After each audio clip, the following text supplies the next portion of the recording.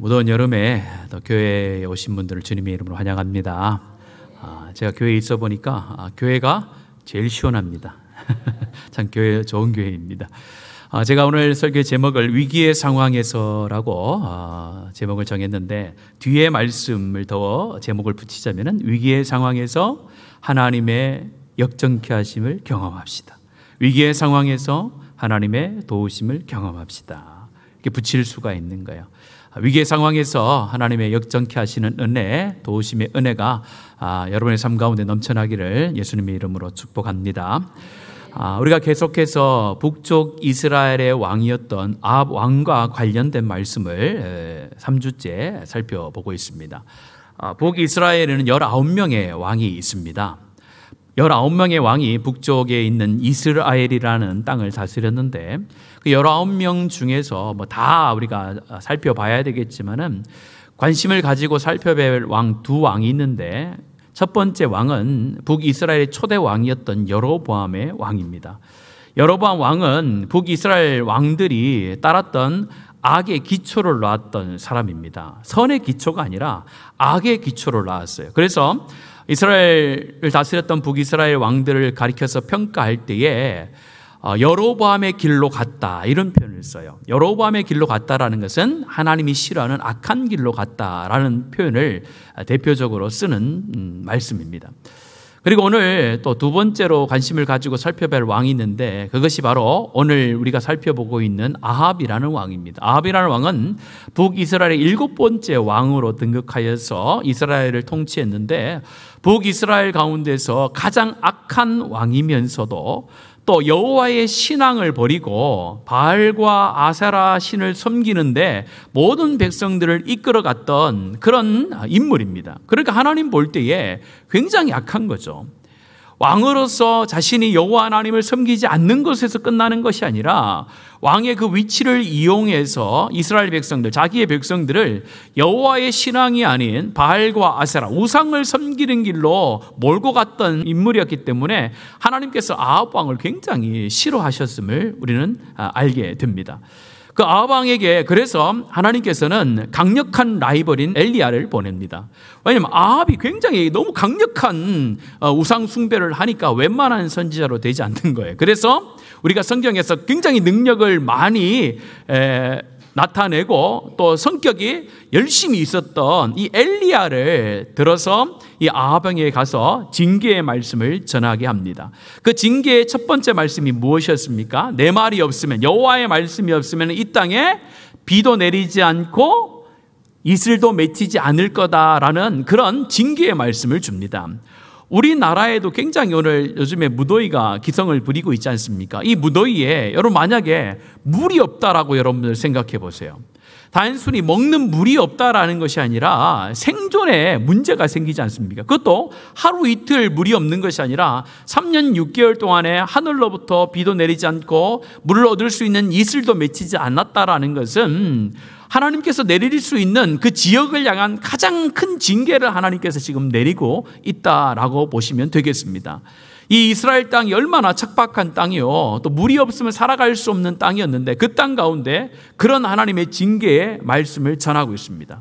그 징계의 말씀을 전한 이후에 아합의 그 위협을 피해서 하나님께서는 엘리야를 그리시네가로 보냅니다. 그리시네가는 우리 저번 주에 말씀을 드렸듯이 큰 강이 아니라고 말씀을 드렸어요. 큰 강이 아니라 우기 때에, 비가 많이 왔을 때에 우리도 동네에 보면은 조금 홈이 파져 있으면은 그 홈 사이로 물이 흐르지 않습니까? 그것처럼 이스라엘 땅에는 와디라는 곳이 있는데 그 계곡을 따라서 조금 흐르는 그런 물을 가리키는 거예요. 거기에서 하나님께서는 머물라라고 말씀을 합니다. 그 말씀을 따라서 엘리야가 그리시네가에 가서 흐르는 물을 먹고 아침 저녁에 까마귀가 물어다 주는 떡과 고기를 먹으면서 살게 됩니다. 그런데 흐르던 이 그리시네가의 물이 마르기 시작하는 거예요. 흐르던 물이 마른다라는 것은 단순히 그냥 어느 한순간에 물이 딱 막혔다라는 것이 아니라 물의 수위가 점점 줄어갔다라는 것을 의미하잖아요.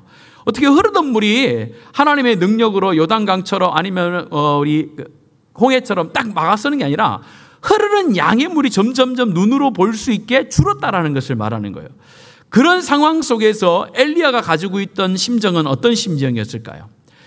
점점점 물이 마르고 있고 가뭄이 점점점 되어져 가고 있고 아합이라는 인물이 나를 찾아오고 있는 그 상황 속에서 이 하나님 앞에 뭔가를 내가 해야 되는 거 아닌가, 내가 지금 이 상황에서 뭔가를 내가 헤쳐나가야 되지 않나라는 생각을 했을 것입니다.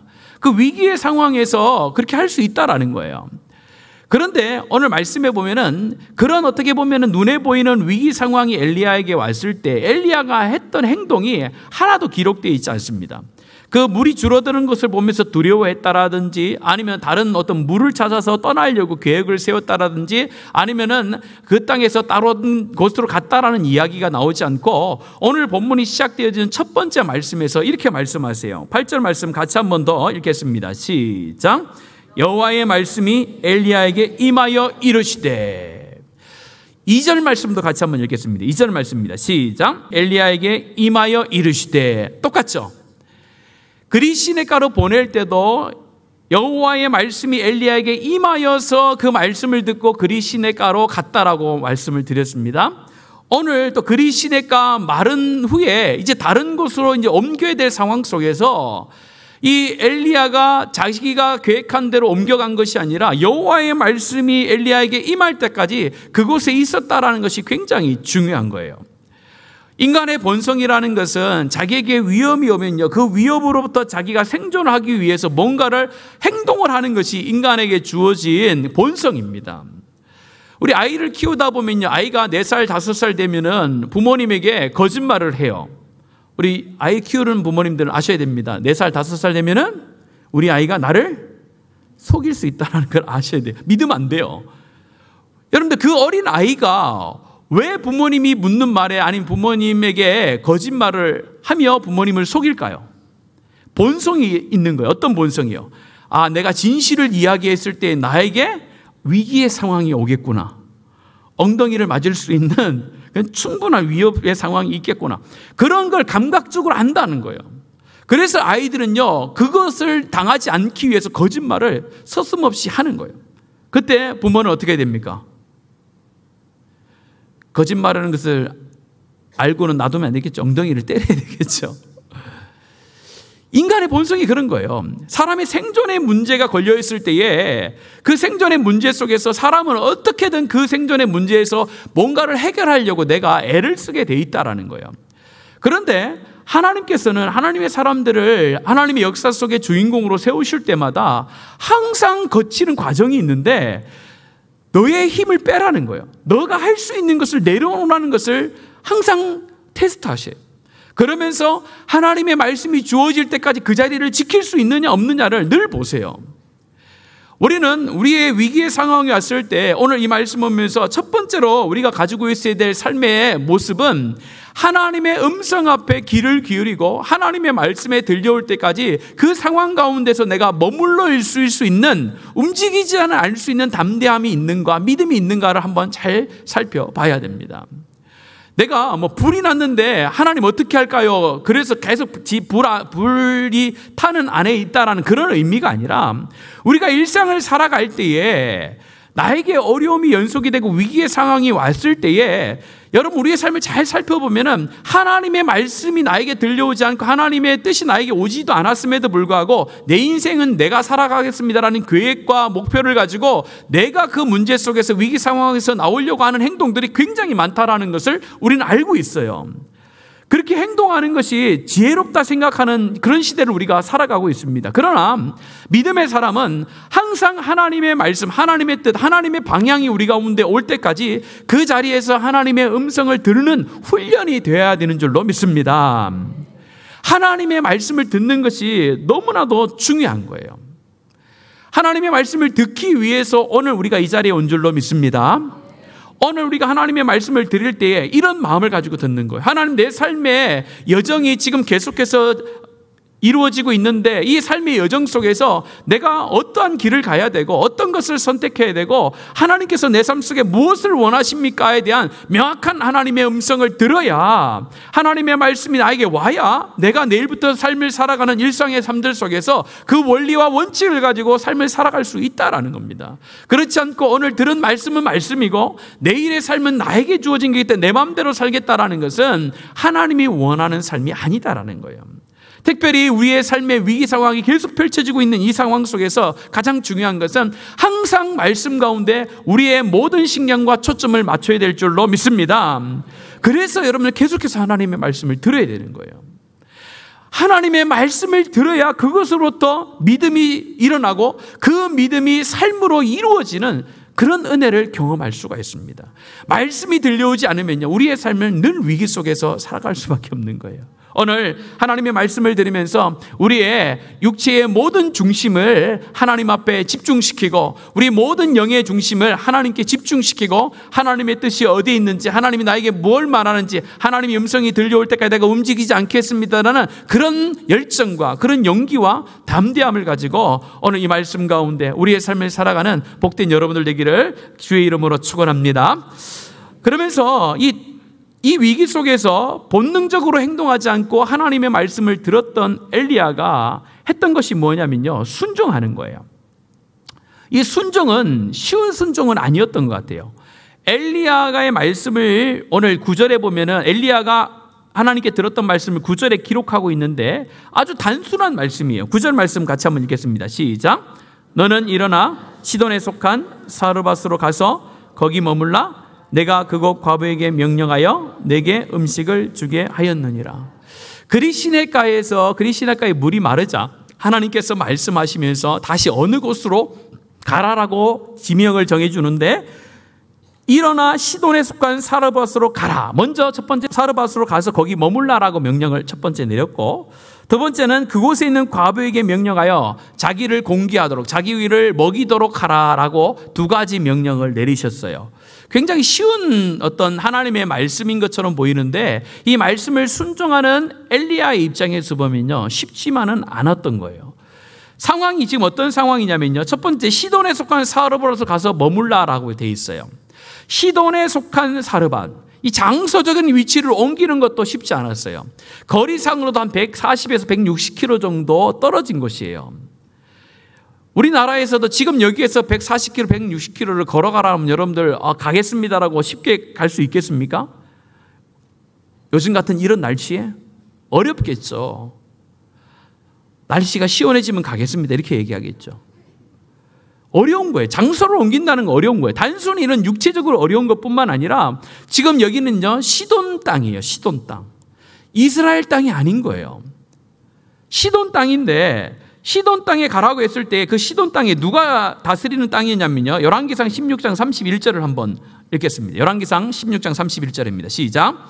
느밧의 아들 여로보암의 죄를 따라 행하는 것을 오히려 가볍게 여기며 시돈 사람의 왕 엣바알의 딸 이세벨을 아내로 삼고 가서 바알을 섬겨 예배하고. 여러분, 시돈 땅으로 가라고 했는데 시돈 땅에 다스리는 왕은 누구입니까? 엣바알이에요. 엣바알이 누구의 아버지입니까? 이세벨의 아버지예요. 보통 학자들은 이 엣바알, 바알과 함께한 자라는 뜻인데 바알의 이 우상이 이 시돈으로부터 첫 출발했다라고 보통 이야기를 해요. 이 우상 숭배, 바알 신앙의 첫 시작이 이 땅이라는 거예요. 하나님께서는 엘리야를 그 땅으로 보내고 계세요. 하나님의 사람을 그 땅으로 보내고 계세요. 아무런 이유도 설명하지 아니하시고. 간다라는 건 쉬운 게 아니에요. 그리고 여러분들 가서 머물라라고 했을 때에 누구에게 가서 머물라라고 했냐면요, 큰 부자나 왕궁에 가라는 게 아니잖아요. 누구에게 가라고요? 과부에게 가라고 하잖아요. 그 당시에 과부는요, 가장 비참한 삶, 가장 어렵게 사는 사람의 대표예요. 기근이 그 땅에도 지금 이루어지고 있는데 그 기근 속에서 우리가 말씀을 보면 알겠지만은 한 번 먹을 것밖에 없어서 힘들어하고 있는 그런 위기 상황 속에 있는 그 여인에게 찾아가라는 그 말이 쉽지만은 않았을 거라는 겁니다. 가면서 여러분들 얼마나 고민이 많았겠어요. 부잣집이어야 되는데, 부잣집, 과부라도 부잣집일 수도 있잖아요. 혹시 부잣집이어야 되는데 그런 생각을 했을 수도 있겠죠. 근데 엘리야는 그런 생각을 하지 않고 오직 하나님의 말씀에 따라 간 거예요. 가서 두 번째 뭐라고 얘기합니까? 내가 그곳 과부에게 명령하여 내게 음식을 주게 하겠다라는 말씀에 따라서 그 여인을 만나자마자 얘기하는 거예요. 나에게 물을 좀 달라고 하고, 물을 가지러 갈 때 또 얘기합니다. 나에게 뭘 가져가 달라고요? 빵을 조금 구워서 가져오라고 이야기를 해요.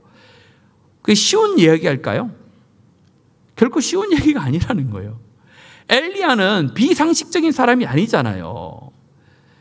엘리야가 염치가 없는 사람이 아닌다라는 거예요. 그래도 염치는 있어요. 그런데 아무것도 줄 수 없는 그런 상황 가운데 있는 사람에게 가서 나에게 물도 좀 갖다 주고 당신이 아들과 먹고 죽어야 될 그것을 나에게 갖다 달라고 이야기하는 것은 단순히 이 엘리야가 뭔가에 씌어서 그냥 하지 못할 말을 하는 게 아니라는 거예요. 근거가 있다라는 거예요. 근거가. 어디에 근거가 있습니까? 하나님의 말씀에 근거가 있잖아요. 이렇게 행동하는 거, 이렇게 순종하는 것은 무엇 때문에 이렇게 하고 이렇게 순종하는 거예요? 자기의 상식과 자기의 생각과 자기의 감정에 따라서는 이렇게 할 수 없는데 하는 이유가 있다는 거예요. 그것은 바로 하나님께서 그렇게 하라고 하셨으니까 하는 겁니다. 오늘 10절과 11절 말씀해 보면 진짜 그렇게 이야기하잖아요. 같이 한번 읽겠습니다. 시작. 그가 일어나 사르밧으로 가서 성문에 이를 때에 한 과부가 그곳에서 나무가지를 줍는지라.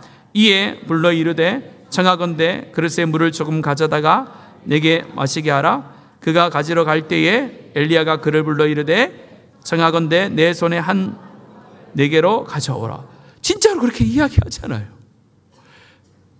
진짜로 벼룩의 간을 빼먹는 것 같잖아요. 아무것도 줄 수 없는 그 사람에게 가서 달라고 하는 것 자체, 그것은 일반적인 상식에 맞지 않으나 하나님의 말씀이기 때문에 하는 거예요. 그러면서 13절에 뭐라고 얘기합니까? 13절에 말씀에 보면은 엘리야가 그에게 이르되 뭐 하지 말라고요? 그렇죠. 두려워하지 말고 가서 내 말대로 하려니와 이렇게 돼 있어요. 강조하는 거예요. 두려워하지 말고 네 마음속에 그럴 수 있나라는 생각이 자기도 들겠지만은 두려워하지 말고 내 말대로 하라라고 다시 하나님의 말씀에 의지하여서 이 사르밧 과부에게 명령을 내리고 있는 거예요. 부탁을 하는 거죠. 사르밧 과부는 그 말에 또 어떻게 합니까? 순종을 해요.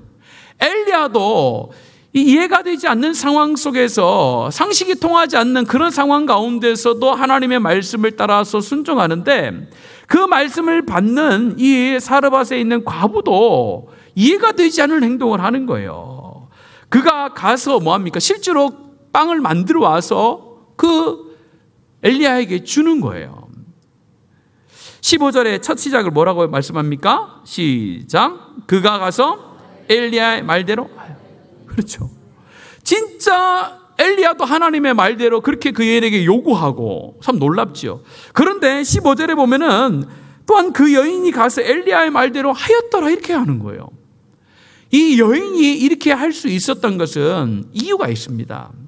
왜냐면요, 분명한 것은 이 두로와 시돈이 있는데 두로와 시돈이 어디 있냐면요, 이 지중해 근처에 있는데 갈멜산 위쪽에 있어요. 이방 땅인데 두로와 시돈 딱 사이에 보면 사르밧이라는 동네가 있는데 거기에 살다 보니까 아무래도 이 바알 신앙의 근거지가 됐던 그 지역의 사람들은 어느 정도 바알 신앙에 젖었던 사람일 거라고 보통 생각을 합니다. 그런데 오늘 말씀을 잘 살펴보면은 이 여인은 바알 신앙에 거부한 사람이라는 것을 알 수가 있어요.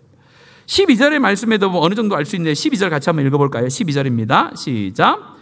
그가 이르되 당신의 하나님 여호와께서 살아계심을 두고 맹세하노니. 아멘. 그가 이르되 살아계신 당신의 하나님, 살아계신 하나님을 대하여 맹세한다라고 있어요. 엘리야가 바알 앞에 갔을 때 강조했던 하나님도 살아계신 하나님이에요. 또 18장의 말씀에 보면 갈멜산에서 이제 이방의 신들과 영적 전쟁을 하는데 거기서도 살아계신 하나님을 강조를 해요. 그러면서 이방 신들을 향하여 그렇게 조롱하잖아요. 너희 신이 지금 혹시 졸고 있는 거 아니냐, 자고 있는 거 아니냐, 죽은 거 아니냐, 한번 더 크게 한번 해봐라, 이렇게 얘기하잖아요. 엘리야가 강조했던 하나님은 살아계신 하나님이거든요. 그 살아계신 하나님을 이 여인이 그 하나님을 이름을 대면서 맹세를 하고 있어요. 이것은 어느 정도 이 여인이 여호와의 신앙에 대해서 알고 있었다라는 거예요. 그것을 시작 성경에는 명확하게도 보여줍니다. 누가복음 4장 25절과 26절 같이 한번 읽겠습니다. 누가복음 4장 25절 26절입니다. 시작. 내가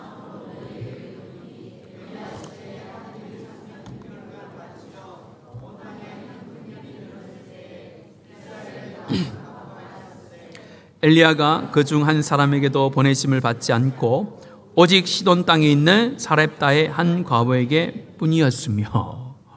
오늘 이 예수님께서 하신 말씀의 배경은 예수님께서 갈릴리에서 많은 사역을 행하시고 그 소문이 자신의 고향에 있는 사람들 가운데도 들려집니다. 그래서 예수님께서 나사렛이라는 자기의 동네로 가셔요.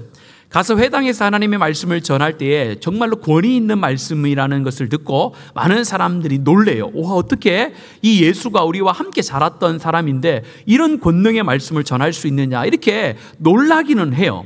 그런데 그 사람들이 예수님을 받아들입니까? 거부합니까? 거부하잖아요. 거부한 그 상황에서 나오셔서 이 말씀을 하는 거예요. 이 말씀을 하면서 뭐라고 합니까?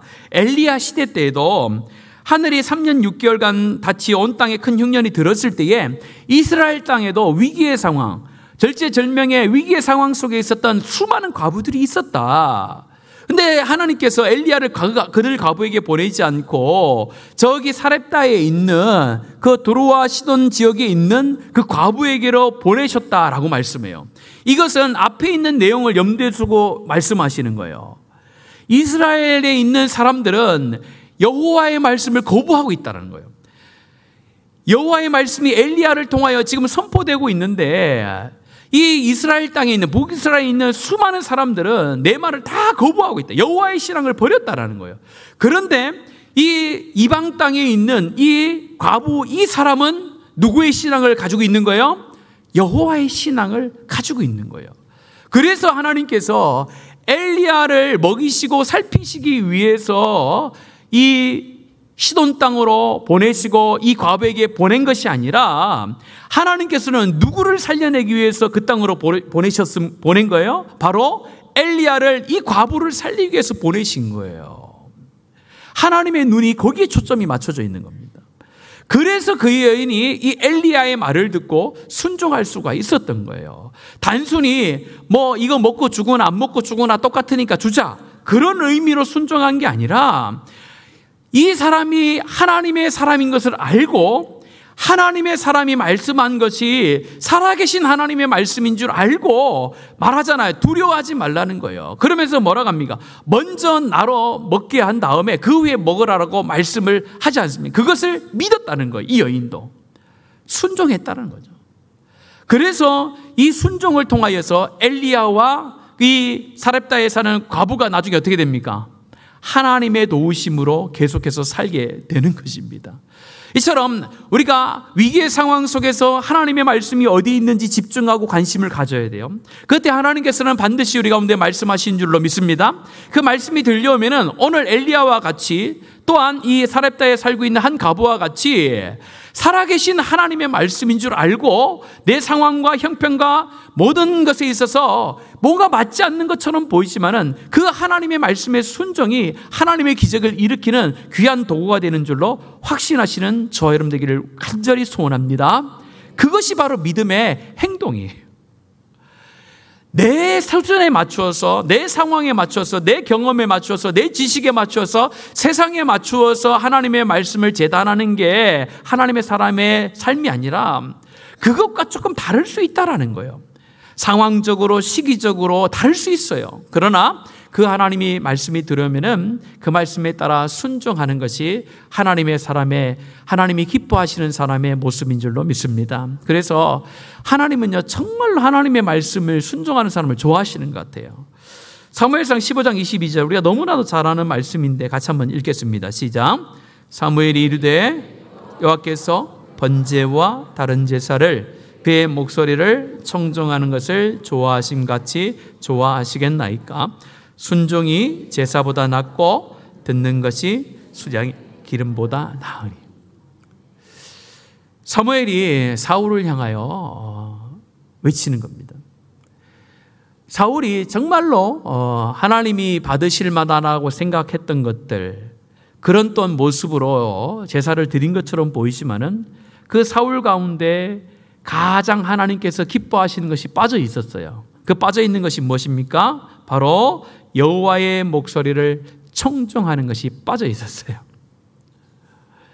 여호와의 말씀에 청종하는 것이 빠져 있으니까 그 뒤에 하는 어떤 것도 하나님이 기뻐하지 않았다는 겁니다. 그래서 순종하는 것이 네가 어떤 제사를 드리는 것보다 내가 훨씬 좋아하고, 네가 어떤 좋은 것을 가지고 나에게 나와도 내 말을 듣는 것을 나는 더 원한다라고 말씀하고 있습니다.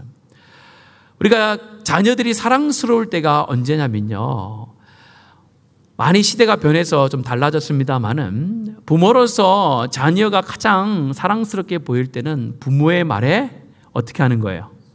순종하는 거. 부모의 말에 경청해 주는 거.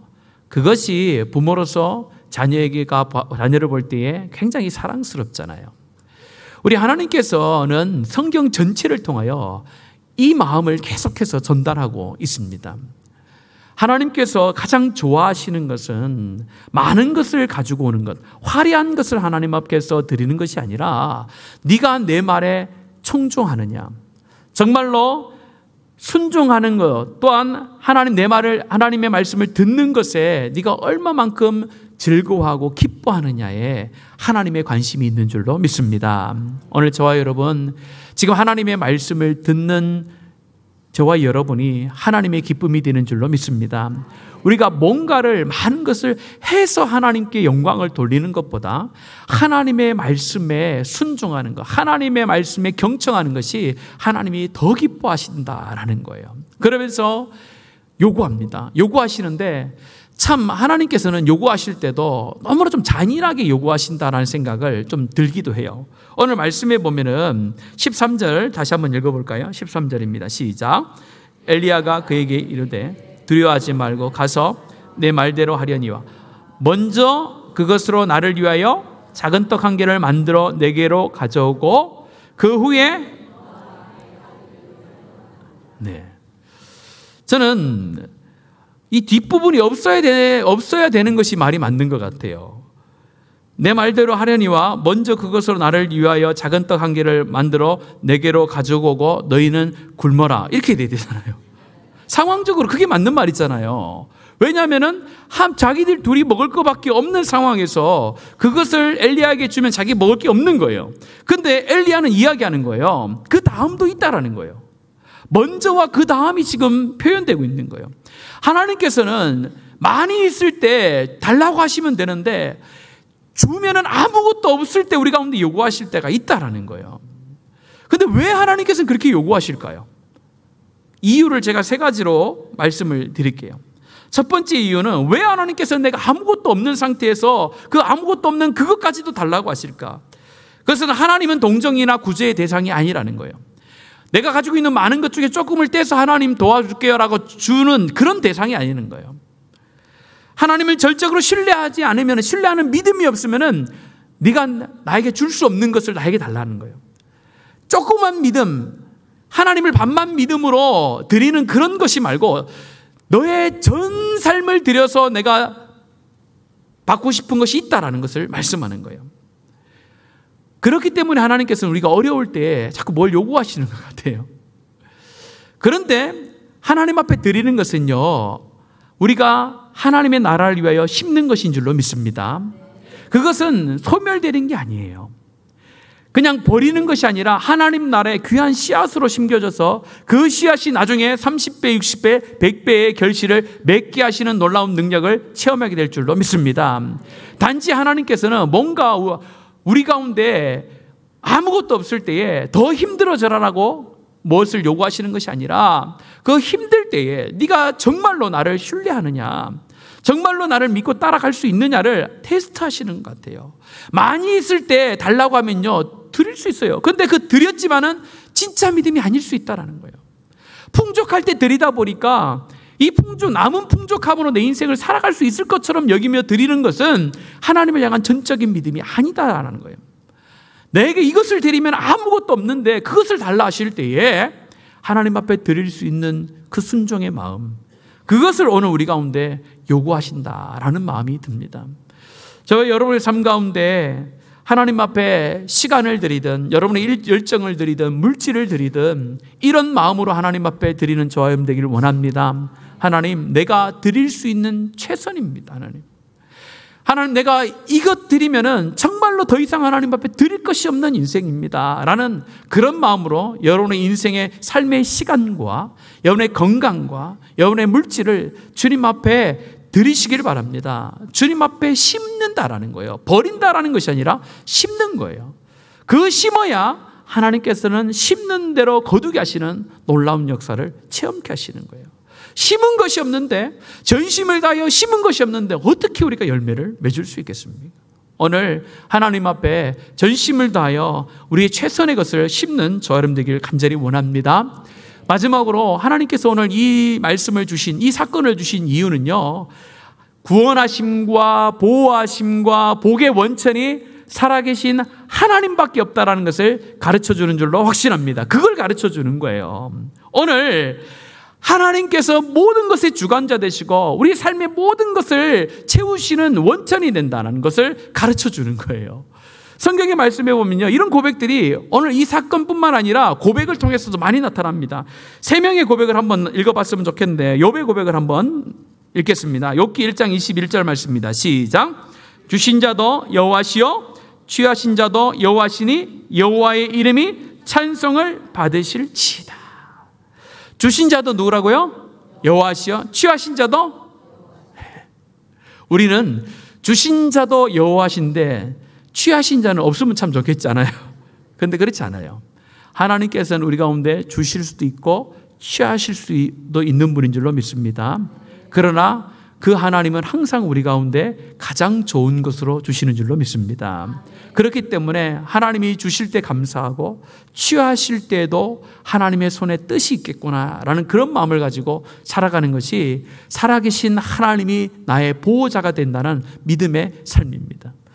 오늘 또 다윗의 고백도 한번 들었으면 좋겠어요. 역대상 29장 11절 12절 말씀 우리 천천히 우리 말씀을 기억하며 읽겠습니다. 시작. 여호와여 위대하심과 권능과 영광과 승리와 위엄이 다 주께 속하였사오니 천국에 있는 것이 다 주의 것이로소이다. 여호와여 주권도 주께 속하였사오니 주는 높으사 만물의 머리이심이니이다. 부와 귀가 주께로 말미암고 또 주는 만물의 주제가 되사 손에 권세와 능력이 있사오니 모든 사람을 크게 하심과 강하게 하심이 주의 손에 있나이다. 아멘. 우리 하나님이 이런 하나님인 줄로 믿습니다. 마지막으로 우리 사도 바울의 고백입니다. 빌립보서 4장 19절 말씀입니다. 같이 읽겠습니다. 시작. 나의 하나님이 그리스도 예수 안에서 영광 가운데 그 풍성한 대로 너희 모든 쓸 것을 채우시리라. 아멘. 누가 영광 가운데 우리의 필요한 것들을 채우신다라고요? 바로 나의 하나님이, 우리의 하나님이 채우시는 줄로 믿습니다. 축복의 원천은 무엇을 많이 가지고 있느냐의 문제가 아니에요. 축복은 무엇을 내가 많이 쌓아놓느냐의 문제가 아니라 내가 누구와 함께 하느냐의 문제인 줄로 믿습니다. 복의 근원이 되시고 복의 원천이 되시는 하나님과 함께하는 것, 살아계신 하나님과 함께하는 삶이 바로 그 삶이 복된 삶인 줄로 믿습니다. 그래서 15절 16절에 보면 결과가 이렇게 나타나잖아요. 우리 믿음으로 선포하면서 같이 읽겠습니다. 시작. 그가 가서 엘리야 말대로 하였더니 그와 엘리야와 그의 식구가 여러 날 먹었으나 여호와께서 엘리야를 통하여 하신 말씀같이 통의 가루가 떨어지지 아니하고 병의 기름이 없어지지 아니하니라. 아멘. 여호와께서 엘리야를 통하여 하신 뭐와 같이요? 말씀과 같이 통의 가루가 떨어지지 아니하고 병의 기름이 없어지지 아니하니라. 우연이 아니라는 거예요. 우연이 아니라 하나님의 말씀을 듣고 순종함을 통하여 드릴 수 없는 상황에서도 드렸더니 어떤 결과가 나온 거예요. 하나님의 말씀대로 통의 가루가 떨어지지 아니하고 병의 기름이 없어지지 아니하는 하나님의 놀라운 채우심을 경험하게 된 겁니다. 이런 하나님의 채우심이 저희 여러분의 삶 가운데 넘쳐나기를 간절히 원합니다. 오늘 이 말씀은 위기의 상황에 있었던 두 사람, 엘리야와 사르밧에 사는 과부, 이 두 사람을 향하여서 너희들의 삶을 책임지는 분, 너희들을 채우고 너희들을 인도하는 분은 나 살아계신 여호와 하나님이다라는 것을 명확하게 가르쳐주는 사건입니다. 이 사건이 오늘 저와 여러분 가운데도 지금 동일하게 하나님께서 말씀하고 있는 사건인 줄로 확신합니다. 정말 위기의 상황이잖아요. 그럼 제가 지금 계속해서 우리 SNS를 통해서, 유튜브를 통해서 보고 있는 내용이 있는데 무엇이냐면은 청년들의 삶이 너무 어렵다라는 거예요. 또 기성세대의 삶이 너무 어렵다라는 거예요. 정말로 이 나라에서 살아가고 있는 이 청년들과 기성세대들이 그 어느 곳에서도 위로와 평강과 행복과 기쁨을 누리지 못하며 살아가는 정말로 많은 사람이 있다는 것을 계속해서 보고 있어요. 이러한 나라의 상황과 세계적인 상황 속에서 우리 믿는 사람들도 분명히 있을 텐데, 그럼 믿는 사람들은 이 어려운 상황 속에서 어떻게 살아갈까? 도대체 저렇게 어렵다라고 하는 시대를 살아가고 있는 수많은 성도들이 지금 교회를 다니고 있는데 우리 성도들은 도대체 어떻게 그런 어려움들을 이기며 살아갈까를 늘 고민해요. 제가 돈이 많아서 여러분들 가운데 1억씩 주겠습니다 그래서 밖에 나갈 때마다 1억씩 착착 주면 얼마나 좋겠어요. 제가 할 수가 없잖아요. 그럼 하나님께서 위기의 상황에 있는 나라와 민족을, 개인을 살릴 때 어떻게 살렸을까? 바로 오늘 이 말씀인 것 같아요.